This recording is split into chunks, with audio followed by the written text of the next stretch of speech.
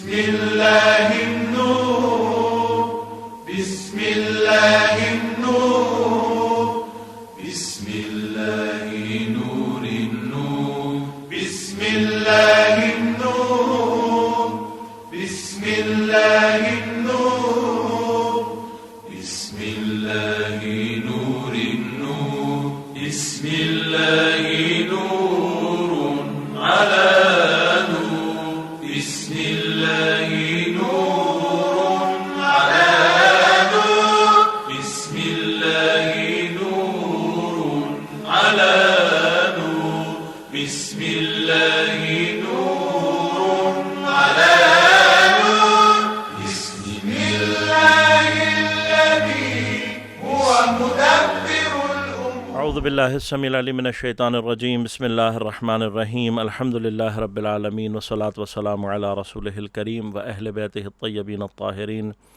لا سیما بقیت اللہ فی الارضین روحی و ارواح العالمین لتراب مقدمہ الفدا ولعنت اللہ علی اعدائہم اجمعین. اما بعد قال اللہ تعالی فی کتابہ الکریم بسم اللہ الرحمن الرحیم هو الذي أرسل رسوله بالهدى ودين الحق ليظهره على الدين كله ولو كره المشركون. صدق اللہ العلی العظیم. ہمارا آج کا موضوع غلبہ دین اور جہاد ہے، اور اس موضوع کے حوالے سے میں نے آپ کی خدمت میں سورہ مبارکہ توبہ کی آیت کریمہ کی تلاوت کا شرف حاصل کیا، جس میں پروردگار ارشاد فرما رہا ہے کہ پروردگار ہی وہ ہے کہ جس نے بھیجا اپنے رسولوں کو. هو الذی ارسل رسولہ، اپنے رسول کو بھیجا، بالہدا ہدایت کے ساتھ، ودین الحق اور ایک سچے اور برحق دین کے ساتھ، لیظہرہ علی الدین کلہ ولو کرہ المشرکون، تاکہ وہ اس دین کو ظاہر کرے، اس کا اظہار کرے، اسے غلبہ دے علی الدین کلہ. دیکھیے، اظہار ہمارے ہاں جب ہم اردو میں لفظ استعمال کرتے ہیں تو کسی چیز کا ظاہر کرنا ہے، لیکن عربی میں جس وقت یہ علا کے ساتھ آتا ہے تو اس ظہور کا یا اس اظہار کا جو مطلب ہوتا ہے وہ غلبے کی صورت میں ہوتا ہے. یعنی اللہ تعالیٰ نے اپنے رسول کو بھیجا ہدایت کے ساتھ اور دین حق کے ساتھ، یعنی پیغمبر جو دین لایا ہے وہ حق ہے، اور مقصد کیا ہے کہ لیظہرہ، تاکہ وہ اظہار کرے اس کا، اس دین حق کا، علی الدین کلہ، تمام کے تمام جتنے بھی ادیان ہیں. یہاں پر ایک بحث ہے، میں تھوڑا سا اشارہ کروں گا آپ کو، لیکن بات تاکہ آیت کے اعتبار سے جو مطلب ہے وہ آپ تک پہنچ جائے.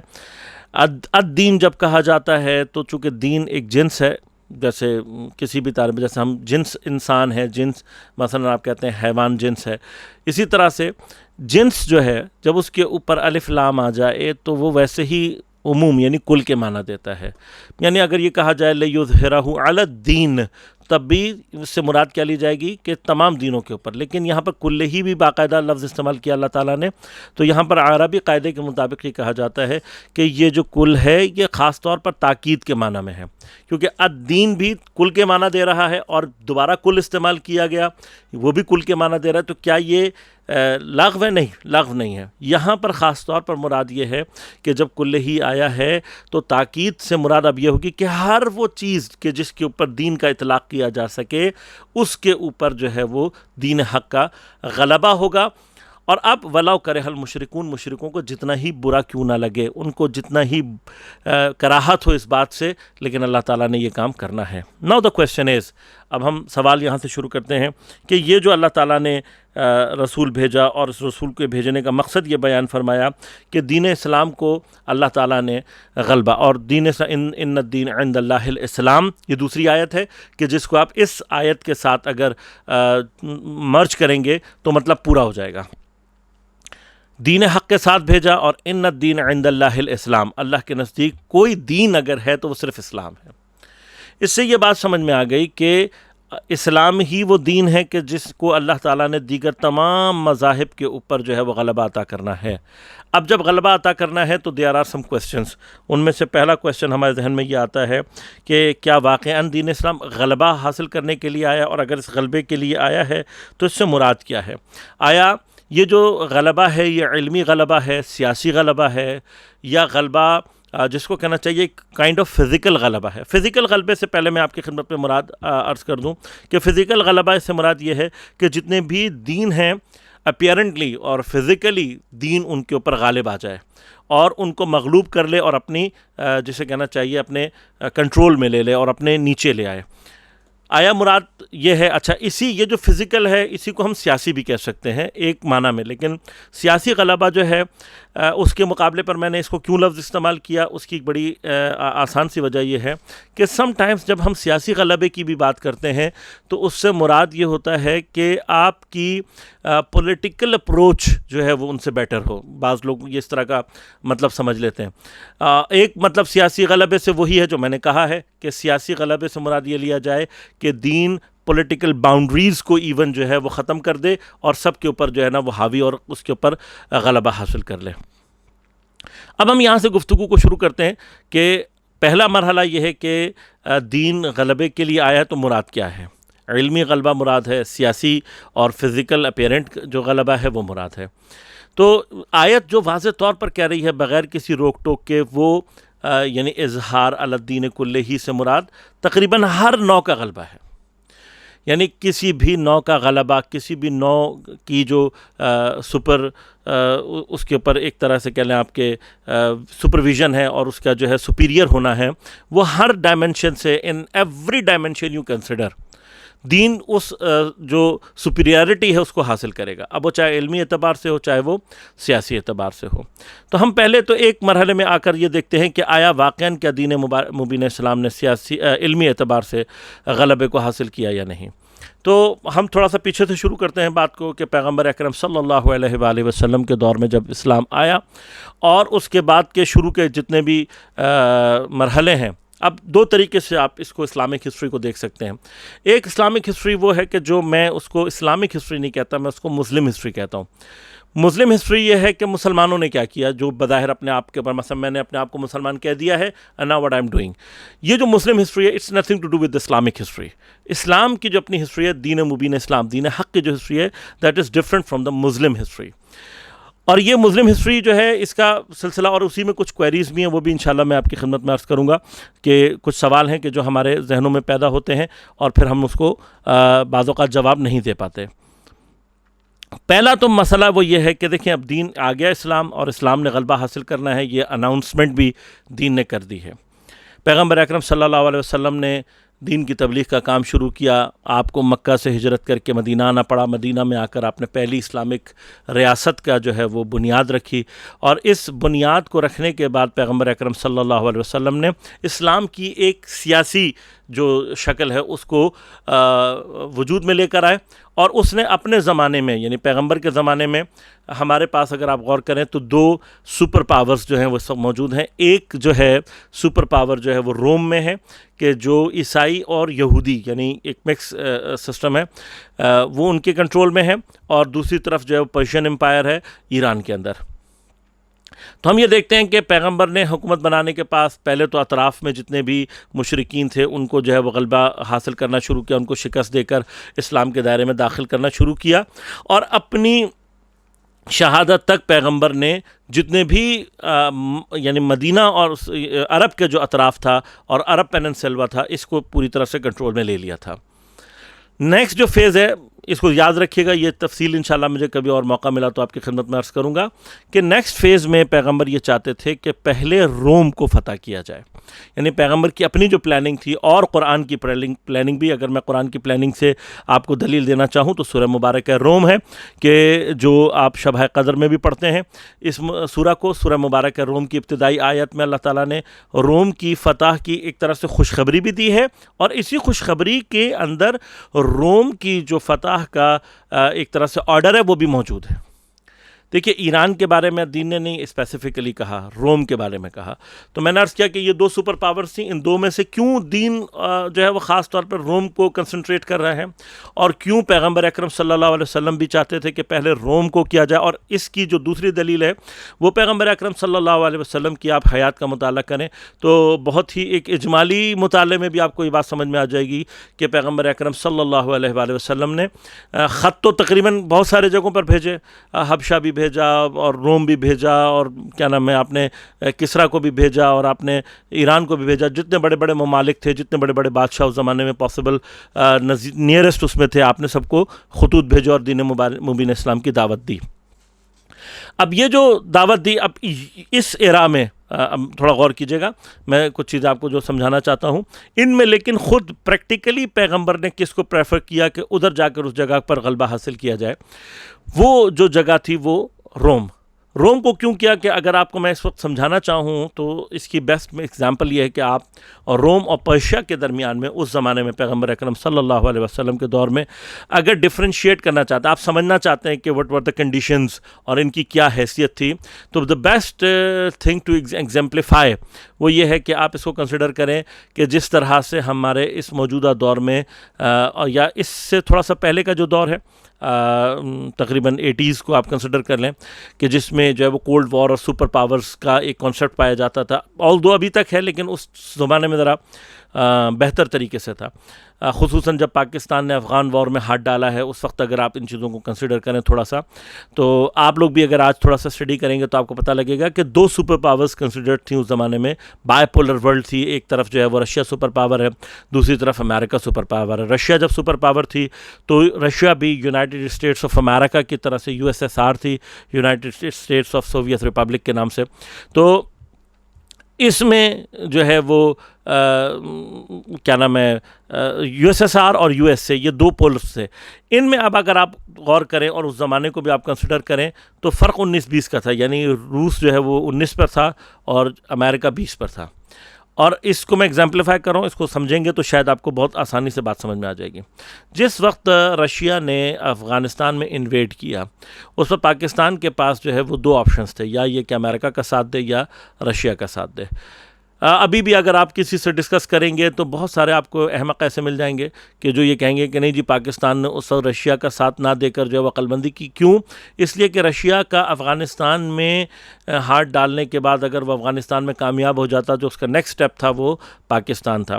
میں آپ کو ایک بات بتا دوں کہ دیکھیے کہ رشیا جو ہے وہ افغانستان وار میں بھی اگر پاکستان گرچہ اس کا ساتھ دیتا یا نہ دیتا تب بھی رشیا جو ہے وہ اتنے دیر تک جو ہے وہ کیا نام ہے افغانستان میں جو ہے وہ کھڑا نہیں رہ سکتا تھا جتنا امریکہ نے کیا، اور اتنا سوء استفادہ نہیں کر سکتا تھا جتنا امریکہ نے کیا۔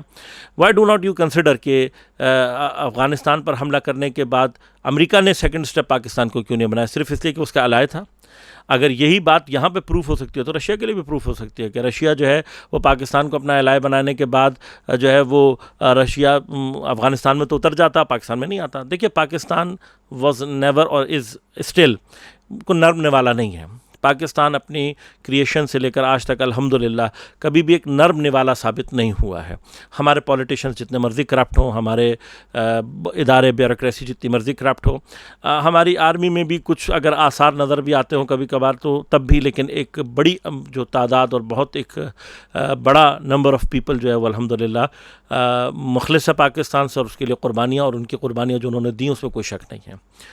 لہذا پاکستان نہ کبھی تھا اور نہ ہے اور نہ ہوگا کہ اتنا ترنے والا نہیں ہے کہ رشیا جو ہے وہ افغانستان میں قدم رکھنے کے بعد جو ہے وہ پاکستان کو انویڈ کر لیتا۔ تو یہ جو لوگ باتیں کرتے ہیں وہ صرف ایک بہت ہی یعنی جسے کہنا چاہیے کہ ہلکی دلیل لے کر آتے ہیں اس بات کو اور اس کو جسٹیفائی کرنے کے لیے کہ جی یہ جسٹیفیکیشن ہے۔ تو this was never been a good justification for this. اور یہ بھی بتا دوں آپ کو کہ دیکھیں خود رشیا جو ہے اس کی کئی جو اسٹیٹس تھیں وہ مسلم تھیں، اور ایٹ اینی اسٹیج یہ مسلمان جب بھی گیدر ہو جاتے تو آپ رشیا کو جو ہے وہ کارنر لگا سکتے تھے۔ لیکن اس وقت جو شیطان بزرگ تھا امریکہ، اگر پاکستان اس کے خلاف کھڑا ہو جاتا اور امریکہ جو ہے وہ فال کر جاتا اور یا کم از کم افغانستان میں اپنے قدم نہ جما پاتا، تو جو امریکہ کی شکست ہے وہ آج سے یعنی 20 سال پہلے 25 سال پہلے لکھ دی گئی ہوتی، اور اس وقت دنیا کا نقشہ جو ہے بالکل ڈفرینٹ ہوتا۔ لیکن پاکستان میں اس وقت جو بھی لوگ تھے، میں واضح طور پر یہ کہتا ہوں کہ انہوں نے نہایت ہی حماقت کا ثبوت دیتے ہوئے امریکہ کا ساتھ دیا، اور جس کا خمیازہ دنیا کو آج تک بھگتنا پڑ رہا ہے، حتیٰ یہ کورونا بھی، اور یہ جتنے بھی ان احمقوں نے جو بھی انجام دیا کام، قیامت کو دن ان کو پتہ لگے گا کہ جتنی برائیاں آئی ہیں اس میں ان کا کس طرح سے اللہ تعالیٰ شیئر شامل رکھے گا، اور اس کے بھی ان کو انشاءاللہ عذاب کے درے جو ہے ان کو کھانے پڑیں گے۔ خوب بہرحال وہ ایک الگ موضوع میں اس طرف جانا نہیں چاہتا ابھی۔ اب بہرحال بات یہ آ گئی کہ جس طرح سے پاکستان کی کنڈیشن تھی، آپ دیکھیں اس سے ہم سمجھ سکتے ہیں. 2 طرح کے خطرے ہیں، ایک 19 پر ہے اور ایک 20 میں. اصولاً پاکستان کو چاہیے تھا کہ وہ 20 کو رد کرتا، 19 کو ٹیکل کرنا کوئی اتنا مسئلہ کام نہیں تھا. اسی طرح سے پیغمبر بھی جو چاہتے تھے، اس زمانے میں جو بڑی اور زیادہ خطرناک پاور تھی وہ رومنز کی تھی. اگر آپ رومنز کو پہلے کنٹرول کر لیتے، آپ نے اسامہ بن زید کے سربراہی میں لشکر بھی بنایا، وہ پوری داستان ہے which I don't want to open here کیونکہ اس کا موضوع اور موقع نہیں ہے، محل ابھی نہیں ہے. آپ نے بنایا اور اس کو بنا کر بھیجا، اور بھیجنے کے بعد لوگوں نے غداری کی اور واپس آئے اور وہ سارا سلسلہ ہوا. اور اس کے بعد روم کے بجائے پہلا جو انویژن ہے وہ ایران میں کیا گیا. بعد میں روم بھی گئے اور بالآخر اسلام کی ایک چونکہ پیشن گوئی بھی تھی، لیکن پیغمبر اکرم صلی اللہ علیہ وآلہ وسلم کے طریقہ کار کو نگیٹ کرنے کا نتیجہ کیا نکلا کہ روم اور اس کے جو اطراف کی حکومتیں وہ ساری کی ساری ختم ہو گئیں اور روم ٹوٹلی ہمارے ہاتھ سے نکل گیا. لیکن اگر پہلے روم کو انویٹ کیا جاتا اور بعد میں رشیا کی طرف آیا جاتا تو آج الحمدللہ پورا روم بھی اسی طرح سے مسلمان ہوتا اور ہمارے کنٹرول میں ہوتا جس طرح سے ایران اور پھر اس کے اطراف کے علاقے ہمارے کنٹرول میں ہیں اور ہم وہاں پر اسلام کے جو ہے وہ آثار کو ملاحظہ کر رہے ہیں. خوب، اب یعنی دین مبین اسلام پیغمبر کے زمانے میں اس لیول تک تو پہنچ چکا ہے اور اس چیز کو اٹین کر چکا ہے، اور یہاں تک ہماری جو تاریخ ہے وہ کہتی ہے کہ پیغمبر نے اپنے زمانے میں اسلام کو اس جگہ تک پہنچا دیا. اب اس کے بعد سے سلسلہ جو شروع ہوا ہے، میں پہلے تھوڑا سا اس پہ نظر ایک ہلکی سی آپ کو ڈال دوں گا، پھر اس کے بعد اصل مطلب کی طرف آؤں گا. کوشش کروں گا کہ یعنی اینڈ تک میں اس جگہ کو جو ہے نا وہ کنسیڈر کر لوں اور آپ کو پہنچا دوں کہ سلسلہ کیا ہے. کہ پیغمبر اکرم صلی اللہ علیہ وآلہ وسلم نے جو غلبہ دین کا دیا اور یہ سارا کچھ کیا، اسامہ کے لشکر کی جو ضرورت تھی یا اسامہ کے لشکر کے حوالے سے پیغمبر جن اہداف کو حاصل کرنا چاہتے تھے، ان میں سے ایک بہت امپورٹنٹ ہدف جو تھا پیغمبر کا وہ یہ بھی تھا کہ اسامہ بن زید کے لشکر کے بہانے جتنے بھی منافق ٹولہ ہے اور جتنے بھی ایسے افراد ہیں کہ جو مولا کائنات کی ولایت کے راستے بے رکاوٹ بن سکتے ہیں، ان سب کو نکال دیں. دیکھیے، میں یہ کہتا ہوں کہ اب وہ زمانہ آ گیا ہے بظاہر کہ جب دین مبین اسلام میں منافقوں کے کردار کو کھل کے بیان کرنا چاہیے. جو کوئی بھی، اب میں اس کو کسی فرقے کا نام نہیں لیتا، لیکن جو فرقہ بھی سب منافقوں کو ڈیل کرنے اور ان کو ڈسکس کرنے سے جو ہے وہ کتراتا ہے، تو جان لیں کہ یا وہ خود منافق ہیں یا ان کے ریشے منافقوں سے جا کر ملتے ہیں. ورنہ اگر آپ منافقوں سے نہیں ڈرتے تو آئیں یا علی مدد کریں اور اتنے میدان میں بات کریں منافقوں میں. دیکھیں دین مبین اسلام نے یہ جو غلبے کی بحث ہے، اس میں one of the most important factor یہی ہے. لیکن جب غلبے کی بات آتی ہے تو غلبہ، میں نے آپ سے کہا نا، ایک اپیرنٹ ہوتا ہے، ایک حقیقی غلبہ ہوتا ہے. اپیرنٹ غلبہ کیا ہے؟ اپیرنٹ غلبہ وہ ہے جو اسلام نے، مسلمانوں نے حاصل کیا ابھی تک، لیکن جو حقیقی غلبہ ہے وہ رہ گیا ہے. کیوں؟ اس لیے کہ جو پیغمبر نے ایک سچویشن کریٹ کر دی تھی، اب اس سچویشن میں اسلام کا غلبہ تو بنی رہا تھا، ساتھ ساتھ مسلمانوں کا غلبہ بھی بن رہا تھا. لیکن ان مسلمانوں کے درمیان میں ایک پارٹی ہے جو کہلاتی منافق، جس کو بڑی شدت کے ساتھ قرآن نے بیان کیا. اور قرآن مسلسل پوری سورہ منافقون نازل ہوئی ہے، پورے قرآن میں جا بجا منافقوں کا ذکر ہے. کیوں؟ اس لیے کہ پروردگار ہمیں متوجہ کرنا چاہیے. اتنا شاید کفار سے ہمیں خطرہ نہیں ہے جتنا منافقوں سے خطرہ ہے. اب ہوا کیا کہ پیغمبر کے زمانے میں جیسے ہی یہ ایک فارمیشن ہو گئی اور آپ نے یہ سارا سلسلہ تیار کر لیا، اب روم کو اور رشیا اور پرشیا کو، آپ نے ایران کو جو ہے وہ آپ نے مغلوب کرنا ہے، پوری طاقت آپ کے ہاتھ میں موجود ہے. ہم یہ دیکھتے ہیں کہ تاریخ اسلام میں منافقوں نے پوری قوت کے ساتھ پیغمبر کے احکامات لے کر آئے اور پھر وہ پوری پلاننگ کی گئی. صحیح بخاری میں موجود ہے کہ کس طرح سے پیغمبر کو جو ہے وہ زبردستی کچھ پلا کر جو ہے وہ شہید کیا گیا، اور پھر اس کے بعد جو مولا کائنات کے ساتھ واقعات پیش آئے. اب اس صورت میں اب کیا ہوا ہے کہ وہ جو اسلام اپنے غلبے کی طرف جا رہا تھا، اسلام وہ منافقوں کی وجہ سے ایک ایسی کنڈیشن میں آ گیا ہے کہ اب وہ جو غلبہ اس سے متصور ہے وہ غلبہ حاصل نہیں ہو رہا. تو اب کرنا کیا ہے؟ اسلام نے کیا اور اسلام کہاں تک جانا چاہتا ہے؟ دیکھیے، اسی میں جو ایک لفظ ہم نے بات کی کہ دین کا غلبہ اور جہاد کے حوالے سے ایک اپنے ذہن میں تصور کلیئر کر لیں کہ جہاد جو ہے، قتال فی سبیل اللہ اور جہاد، ان دونوں لفظوں کو خدا نے استعمال کیا ہے. جہاد ایک قتال فی سبیل اللہ سے عمومی جو ہے وہ معنی رکھتا ہے. جہاد is not specified with the جہاد آف تلوار، سیف کا جو جہاد ہے اس سے اسپیسیفائڈ نہیں ہے، but it is one of the kind. تو جہاد ود سیف از قتال فی سبیل اللہ. One of the kind of جہاد از قتال فی سبیل اللہ، یعنی عام اور خاص کی ان کے اندر نسبت ہے. یہ جو قتال فی سبیل اللہ ہے اس کو اللہ تعالیٰ نے پسند بھی کیا، مجاہدین کو جو ہے وہ قائدین کے اوپر فضیلت بھی دی، ایوری تھنگ سب کچھ ہے، لیکن ان کنسیڈریشن ود دا جہاد فی النفس، جہاد بن نفس جو ہے اس کو اللہ تعالیٰ نے پیغمبر کی زبانی سے ٹاپ پائرورٹی دی ہوئی ہے کہ دا بیسٹ اور اکبر جہاد جو ہے وہ جہاد بن نفس ہے۔ کیوں؟ اس لیے کہ اگر آپ نے اپنا جہاد بن نفس نہیں کیا ہوا تو آپ، اگر صحیح ٹیکنیکل معنی میں بات کروں، کہ آپ اصلا اس قابل نہیں ہیں کہ آپ جہاد بن سیف کریں۔ جہاد بن نفس کیے بغیر اگر آپ جہاد کر رہے ہیں تو وہ نفس کی خواہشات ہیں، وہ شہرت اور قدرت حاصل کرنے کی خواہش ہے، وہ قتال فی سبیل اللہ نہیں ہے۔ قتال فی سبیل اللہ جو ہے وہ یہ ہے کہ شخص قتل کر رہا ہے، تلوار چلا رہا ہے، کسی جگہ پہ قبضہ کر رہا ہے یا کسی بھی چیز کو حاصل کر رہا ہے، تو اس کی نیت صرف اور صرف اللہ ہے، دین کا غلبہ ہے، اور اس کے علاوہ کچھ نہیں ہے۔ لیکن جہاں پر جہاد اکبر نہیں ہوا ہوا ہوتا، جہاد بن نفس نہیں ہوا ہوا ہوتا ہے، آپ کیا سمجھتے ہیں کہ دنیا میں صرف اسلام ہے جس نے جنگ کی ہے؟ دنیا میں جتنی جنگیں ہوئی ہیں جا کر دیکھیے جنگوں میں، ان کے پیچھے کیا ہوتا ہے کہ فوجی جو ہیں ان کے ذہن میں جو ہے وہ اپنی قدرت کو منوانا، طاقت کو منوانا، مال غنیمت پہ قبضہ کرنا اور اس طرح کی بے تحاشا خواہشات ہوتی ہیں دل میں، ان نفسانی خواہشات کے لیے، اور تمام اسلام کو چھوڑ کر آپ تقریباً تمام اس میں چلے جائیں، بڑی مشکل سے غیرت، مذہب سے، دین سے، ملک سے محبت، اس طرح کی کچھ چیزیں جو ہیں ان سے لوگوں کو موٹیویٹ کیا جاتا ہے، لیکن وہ موٹیویشن کبھی بھی اس مقام تک نہیں پہنچ سکتی جو موٹیویشن اللہ کی وجہ سے۔ کیوں؟ اس لیے کہ آپ ملک کے مثلا خاطر مارے گئے تو کیا ہوگا؟ زیادہ سے زیادہ آپ کی تصویریں لگیں گی، لوگ آپ کو ہیرو کہیں گے، بس دیٹس اینڈ۔ اگر آپ جو ہے وہ غیرت کے نام پر مارے گئے تو آپ لوگوں کے درمیان میں ہیرو کہلائیں گے، دیٹس اینڈ۔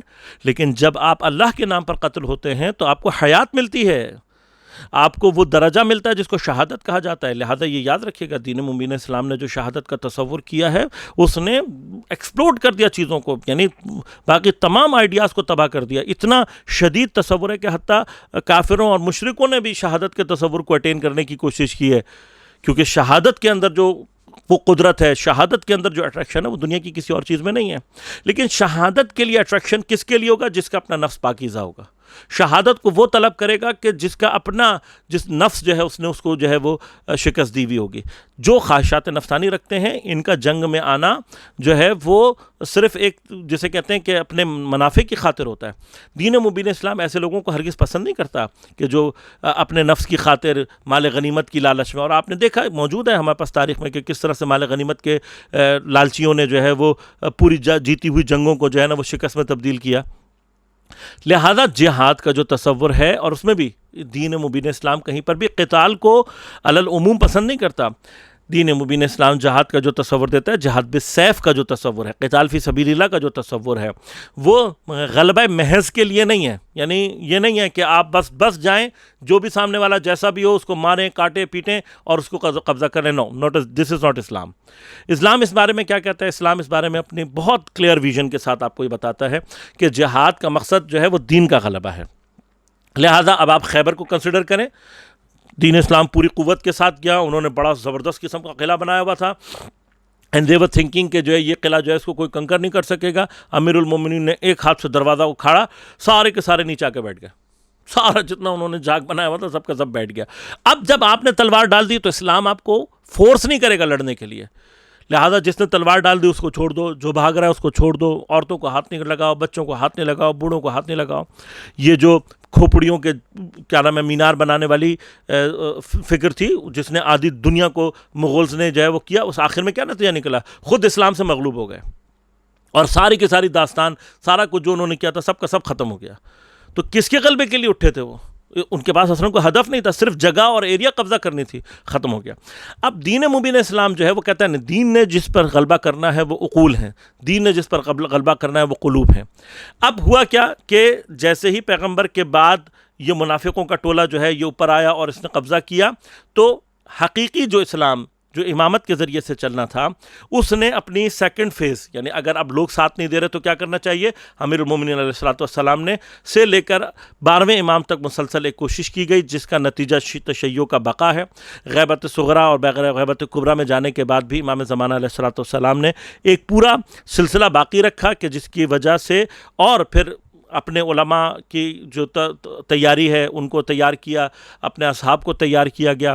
11ویں امام تک ہمارے ائمہ نے اپنے پورا جسے کہنا چاہیے کہ ذمہ داری کے ساتھ کام انجام دیتے ہوئے اسلام، یہ اسلام کی ہسٹری اب کہ منافقوں کے ٹولے کے غالب ہو جانے کے بعد یہ منافق جو ٹولہ تھا اس نے دین مبین اسلام کو ختم کر دینا تھا. لہٰذا آپ دیکھتے ہیں کہ 50 سال کے بعد تقریباً 50 سال سے بلکہ اگر آپ پہلے ہی کہہ لیں 40 میں سمجھ لیں کہ امیر المومنین علیہ السلام کی شہادت ہوئی ہے 40ویں ہجری میں, اور 1 یا 2 سال کے بعد جو ہے وہ معاویہ اور امیر شام جو ہے وہ پوری مملکت پر جو ہے ملوکیت بادشاہت کہیں پر اسلام میں بادشاہت نہیں ہے, اور اس کو زبردستی خلیفہ کہنے والے سوائے اپنے آپ کو احمق بنانے کے اور کچھ بھی نہیں کرتے. امیر شام ہیز نیور بین اے خلیفہ, نہ اس کا ایٹیچیوڈ تھا, نہ اس نے خلافت کی, اور اس نے پھر اپنی اولاد میں اسی لیے ابو الاعلیٰ مودودی نے جو لکھا, کیوں ان کی ٹانگیں کاٹتی ہیں ابو الاعلیٰ مودودی کی کتاب خلافت و ملوکیت کا نام لیتے ہوئے, اس لیے کہ وہ ایک آدمی تھا, اس کو ذرا سی سینس کے ساتھ, اس نے ذرا سی عقل کے ساتھ تاریخ اسلام کا مطالعہ کیا, اور جو بھی کرتا ہے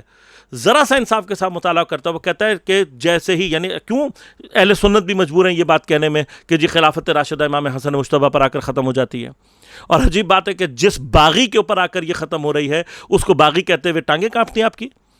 یہ وہ باغی ہے جس نے ایک نہیں دو خلافت راشدہ, دونوں کی دونوں خلافت راشدہ وہ تھیں کہ جو اجماع مسلمین سے بنی تھیں. Consider it, please consider it, کہ یہ جو خلافت راشدہ کے بارے میں بات کرتے ہیں, ہم بھی کہتے ہیں اگر آپ خلافت راشدہ مانتے بھی ہو تب بھی حضرت ابو بکر کی بھی جو خلافت راشدہ آپ اس کو کہتے ہو جہاں سے شروع ہوئی, حضرت ابو بکر کی خلافت واز ناٹ بائی اجماع مسلمین. یہ آپ دھوکہ دیتے ہو, جھوٹ بولتے ہو. ثقیفہ بنت ساعدہ کے اندر بہت تھوڑے سے لوگ تھے کہ جنہوں نے ان کو خلیفہ بنایا, اور پھر مختلف قبیلوں کی مدد سے اس کو امپوز کیا گیا لوگوں کے اوپر. سب سے پہلے اس کی مخالفت کرنے والے مولا کائنات تھے, اور میں سمجھتا ہوں کہ مولا کائنات کو اگر آپ صحابی کی بھی حیثیت دیتے ہو تو صحابیوں کے اندر بھی مولا کائنات کی حیثیت یہ ہے کہ جس خلافت کا انکار اگر ایک لمحے کے لیے بھی امیر المومنین نے کیا ہے خلافت کا, تو وہ ایک لمحہ ہی اس کو تباہ کرنے کے لیے کافی ہے.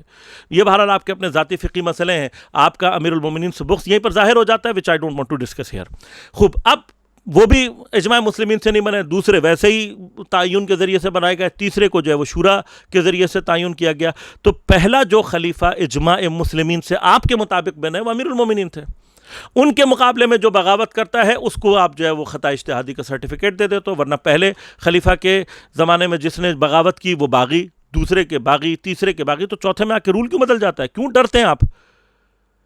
مشکل یہی ہے کہ اگر آپ اسی رولز کو حضرت یہ دے ڈونٹ ہیو اینی, یقین کریں اگر ان کو تھوڑا سا بھی عقل اور منطق, یہ بغض علی یہاں پر نظر آتا ہے کہ حضرت علی کا, یعنی کمال یہ ہے آپ کا مولا کائنات کا کہ آپ نے اپنی ظاہری خلافت میں بھی ان کو اس کلوز کوریڈور میں پہنچا دیا جس سے آگے فرار ممکن نہیں ہے. لیکن آپ بہانے بازی کر کے جھوٹ بول کر تاریخ میں جھوٹ بول دیں گے, جی یوں ہو گیا, ایسا ہوا, فلاں ہوا, لیکن کتنے جھوٹوں کو چھپائیں گے؟ جنگ نہروان, جنگ جمل, جنگ صفین, ان کو چھپا سکتے ہیں آپ؟ پردہ ڈال سکتے ہیں آپ ان کے اوپر کہ جی ان کے ساتھ بہت اچھے ہو گئے تھے, یوں ہو گئے تھے, فلاں ہو گئے تھے؟ بتاؤ نا پھر یہ جنگیں کس لیے ہوئی ہیں؟ جنگیں ہوئی ہیں, اس میں ہزاروں لوگ مارے گئے ہیں.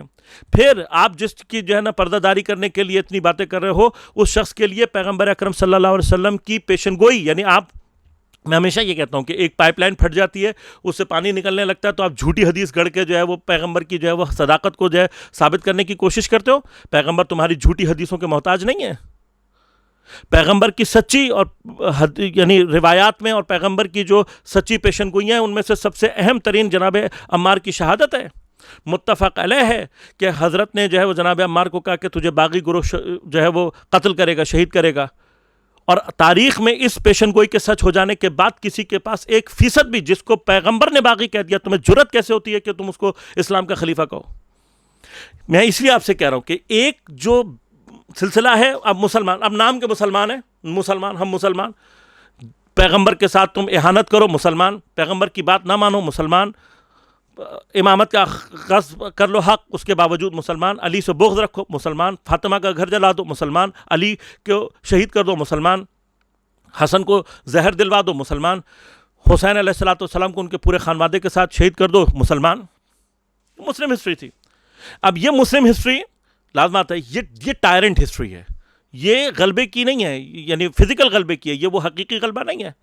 اور اس کا بھی ان کا کوئی کمال نہیں ہے کہ جی فلاں علاقہ فلاں کے زمانے میں ہوا فلاں, یہ کام پیغمبر شروع کر چکے تھے اور اس کی بیک پر علی جیسا برین موجود تھا.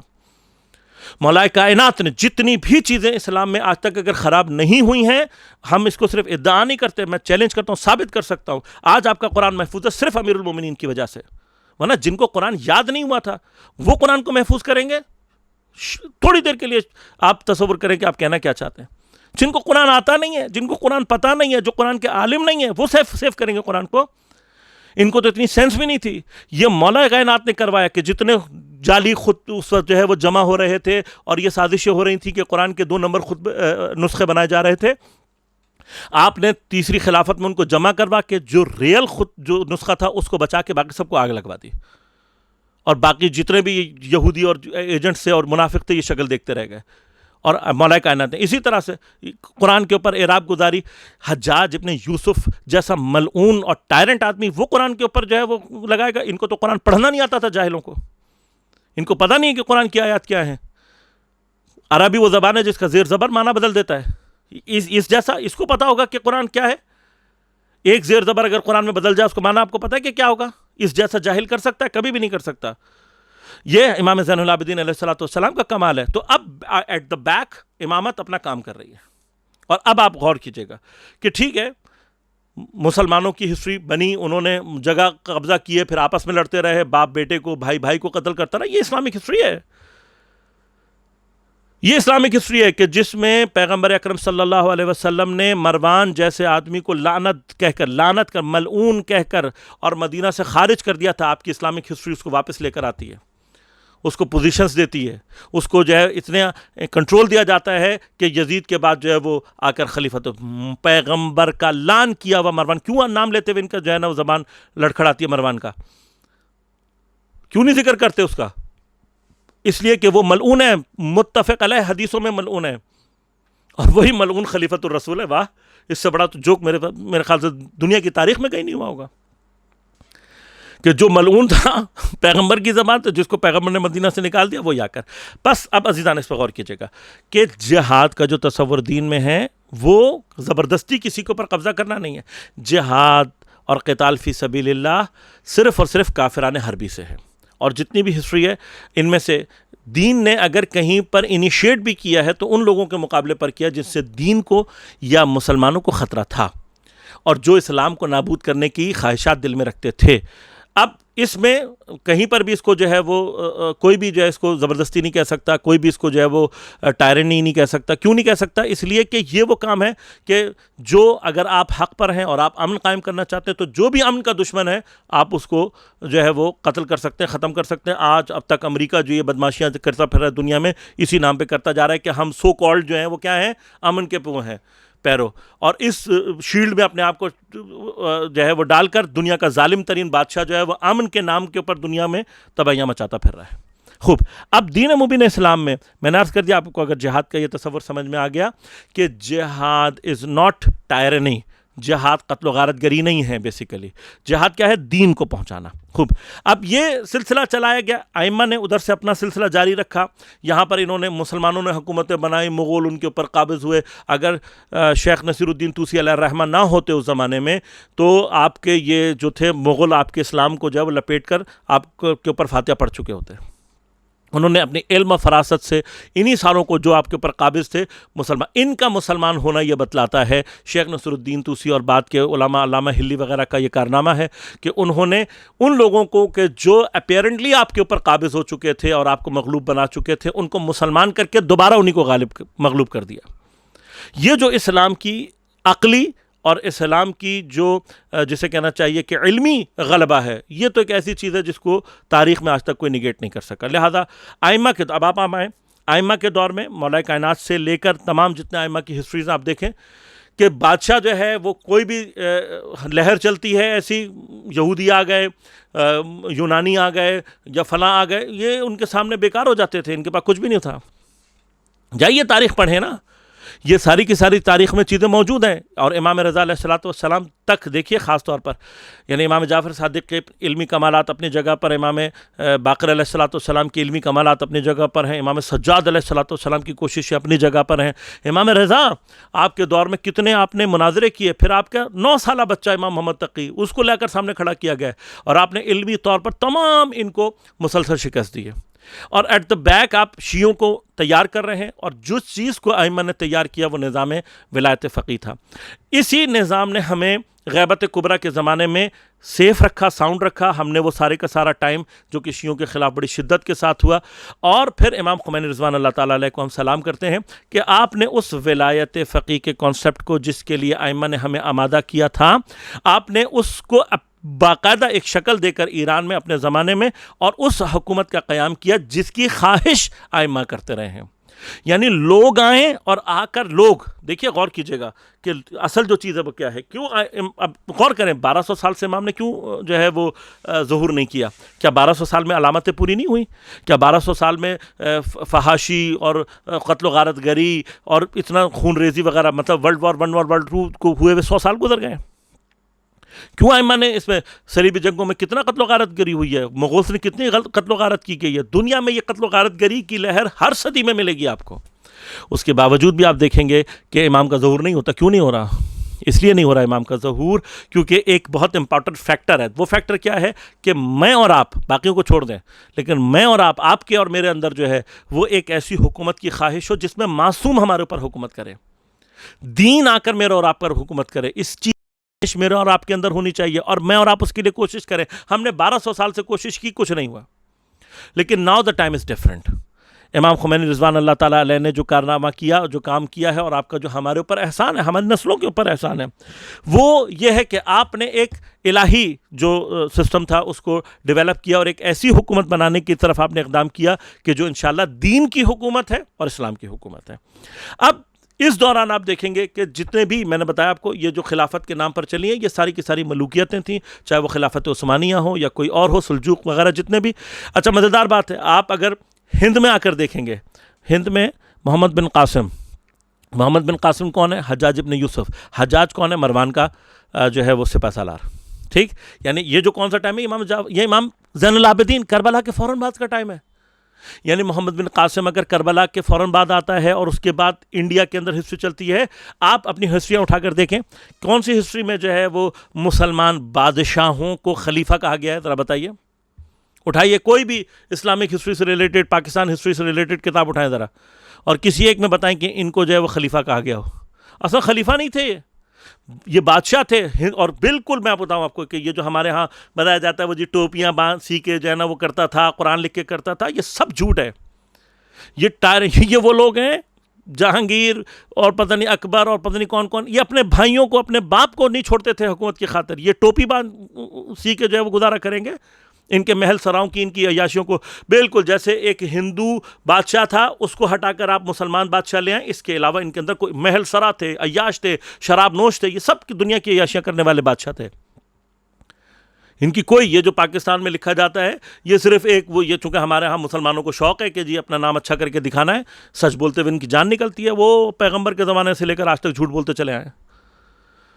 تو بادشاہتیں ہیں بھیا، یہ ان کو خلافتوں کا نام دے کر صرف مسلمانوں کی آنکھوں میں دھول جھونکی گئی ہے، اور آپ کوئی خود بیوقوف بننا چاہے اس کو بیوقوف بنانے میں دنیا میں۔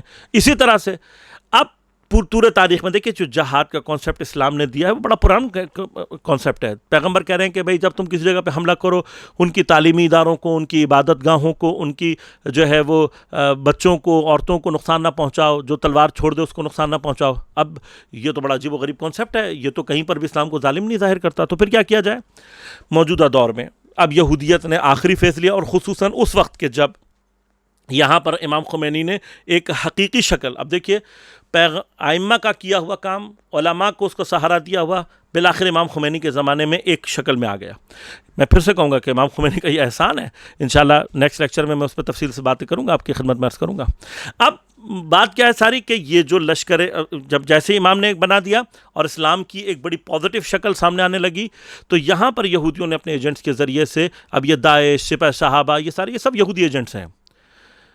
سب سے بڑا دھوکہ سپہ صحابہ کا نام لے کر اس دور کے منافقوں کی پشت پناہی کی جا رہی ہے، اس کے علاوہ کچھ بھی نہیں ہے۔ مگر صحابی جناب ابو ذر غفاری نہیں ہے، مگر صحابی جناب سلیمان نہیں ہے۔ کیوں ان کا نام لیتے ہوئے ان کی جانیں نکلتی ہیں؟ اس لیے کہ اگر آپ ابو ذر کا ذکر کرنا شروع کر دو گے تو ابو ذر کے بارے میں پیغمبر کی صحیح السند اور متفق علیہ، صحیح بخاری، صحیح مسلم سب بھری پڑی ہوئی ہیں کہ ابو ذر جیسے زیادہ سچا کوئی نہیں ہے۔ ابو ذر کے اسلام میں ان کی شہادت تک ایک بھی فرد جو ہے وہ آ کر اشکال نہیں کر سکتا. تو اب جواب دو کہ جب خلافت جو ہے وہ ابو ذر جیسے کو جو ہے وہ اتنی قسمہ پرسی کے عالم میں شہادت تک پہنچا رہی ہے تو ویئر از اسلام؟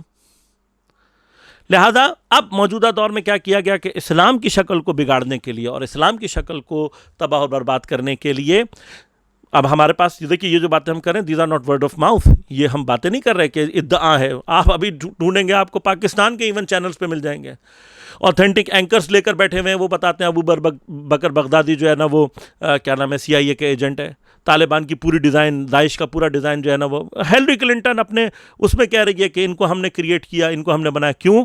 بہت واضح سی بات ہے، اسلام کا نام بدنام کرنے کے لیے. جتنی بھی یہ ٹیررسٹ آرگنائزیشن ہے یہ جہادی تنظیمیں نہیں ہیں.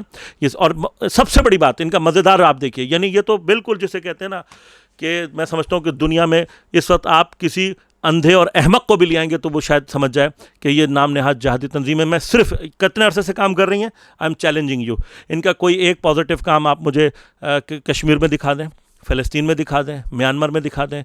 اسلام کے جو حقیقی دشمن ہیں کیا نام ہے یہودی اور جو ہے کیا نام ہے عیسائی اور مشرکین، انڈیا میں جو مسلمانوں پر ظلم ہو رہا ہے یہ کہیں آپ کو دکھائی نہیں دیں گے، کہیں نہیں دکھائی دیں گے. اور ان کی یہی فارمیشن آپ کو بتا رہی ہے.